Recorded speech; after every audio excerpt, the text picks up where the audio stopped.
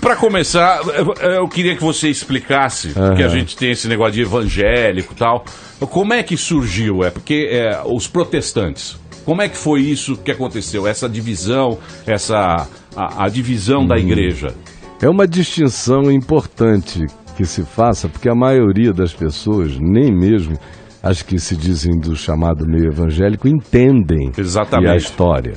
Então, os protestantes não são os evangélicos. Os protestantes são aqueles do movimento de Lutero, de Calvino, de Zwinglio, tem a ver com Alemanha, Suíça alemã, francesa, século XVI, ruptura com a Igreja Católica.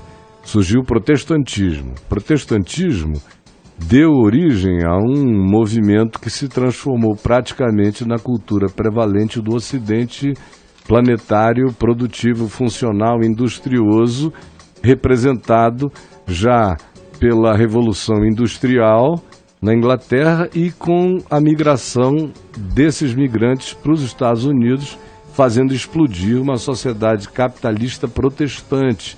Foi assim que ela funcionou até há um século atrás, basicamente, quando algumas outras coisas começaram a alterar esse processo nos Estados Unidos. Mas a cultura prevalente é essa. Só que esses mesmos protestantes que vieram da Europa para a fundação dos Estados Unidos, muitos deles puritanos, Quakers e de outros grupos ultra radicais. Conservadores, estilo Amish. Isso, os Amish, né? Inclusive estilo. Tem série na televisão, é bem curiosa então, a vida deles. esse pessoal trouxe um puritanismo que não se conhecia até então, vivido daquela forma. Logo depois, surgiram os chamados avivalistas protestantes. A Finney, outros pregadores que chamavam as pessoas à conversão, Whitefield, vários outros assim. E na América, o Finney foi a principal voz, Jonathan Edwards, e chamando o pessoal a ter uma experiência do coração quente. Na América do Norte. Na América do Norte já tinha havido na Inglaterra com John Wesley, há 250 anos atrás, ele chamando todo mundo para a experiência do coração quente. É quando a fé começa a se transformar em emoção. Quando derrama no coração do irmão. Isso. Amém. Derrama, agora, Senhor. vem agora. Queima rapaz. o coração, Queima o coração irmão. dele. Oh, glória. Agora, amém. Oh, aleluia. Agora, aleluia. Vambora agora. Oh. Põe fé dele que O vem. Diandares Cântares darás. É isso. Agora, cara, aqui no Brasil... Fica essa emoção, né? Da partir daí, começam a surgir os movimentos chamados pentecostais, que são movimentos de emoção, baseados na ideia de que o que aconteceu no livro de Atos dos Apóstolos, no capítulo 2, quando de repente veio do céu um som como um vento impetuoso, encheu toda a casa onde estavam assentados e apareceram distribuídas sobre eles línguas como de fogo, e cada um deles passou a falar em outras línguas, segundo o Espírito Santo lhes concedia que falassem. Transformaram aquilo ali num modus operandi em série e industrialmente produzido.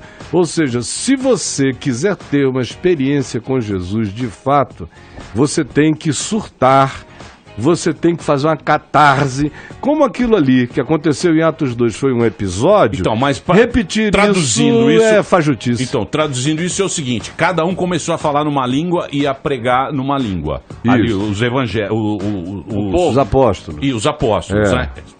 Receberam Jesus ali e cada um, falando uma língua, saiu pelo mundo. Não foi aquilo, foi só um episódio que durou 1 hora.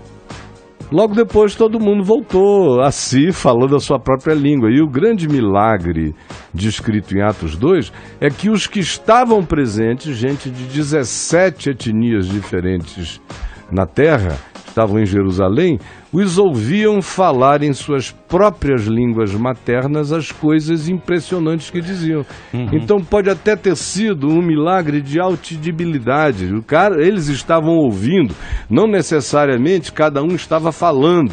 Então a discussão sobre se era objetivamente algo que procedia da fala deles ou se era algo que procedia estranhamente da compreensão subjetiva de todos é algo que está aberto para discussão até o dia de hoje. Agora, tipo uma hipnose, de repente? Não, tipo um fenômeno, fecha o olho agora. Um fenômeno de comunicação telepática. Então, vou dar um exemplo. Eu sou católico, né, e não praticante. Eu sou católico e, tipo, já aconteceu em vários momentos que eu fiz encontro de jovens em que eram feitas sessões eles falavam de meditação e tal, em que você fechava os olhos, tinha um violão e um cara falando, tipo um mantra mesmo, e você sendo... meio induzido, não, né? E você entra numa paranoia mesmo, e entrava numa sala escura, de repente o cara fala um monte de pecado. Imagina o mundo, uma pessoa malvada, imagina isso, imagina aquilo. Do nada, acende uma luz, rapidinho, era eu, entendeu? Então é meio uma parada mesmo assim. É o mosteiro do Nome da Rosa. Agora, viu? Caio, doentio. Me fala o seguinte, aqui no Brasil, a primeira igreja é no Pará, Belém, não é Belém isso? do Pará. Belém do Não, Pará. da Assembleia de Deus. A primeira igreja protestante que chegou ao Brasil, na realidade foi a igreja luterana, mas ela ficou fechada num ambiente germânico. Ela não falava em português, ela só falava com os colonos. A segunda que chegou logo depois foi a igreja congregacional. Chegou através do trabalho de um médico inglês e eles se posicionaram em Petrópolis, no Rio de Janeiro. A terceira foi a Igreja Presbiteriana do Brasil, e que se plantou no centro do Rio de Janeiro e de lá foi se expandindo. Logo depois veio para São Paulo, por isso é que o Mackenzie já existe aqui há tantos anos. Ele foi criado pela Igreja Presbiteriana do Brasil. A Igreja Presbiteriana é protestante. A Assembleia de Deus é uma igreja pentecostal. Neopentecostal, não? Não, pentecostal. Neopentecostal é universal, Deus é amor. Mundial. Deus e Amor é pentecostal. Ela está aqui muito antes do fenômeno neopentecostal. O neopentecostalismo começa aqui em que partido? Em que período? Ele começa... Quem inaugura e dá a cara estereotipada ao neopentecostalismo no Brasil é o Edir Macedo. É verdade. Que são a igreja... É verdade, Caio Fábio. A gente teve oportunidade. A igreja neopentecostal... O neopentecostal. É a igreja mais histérica. Que é o quê? Não, é a teoria da prosperidade. Falar, é aquilo que a igreja católica quer fazer com a renovação carismática, uma coisa mais coração, mais braço, mais próximo. Muito aeróbico, né? Isso, muita dancinha. Movimento de academia.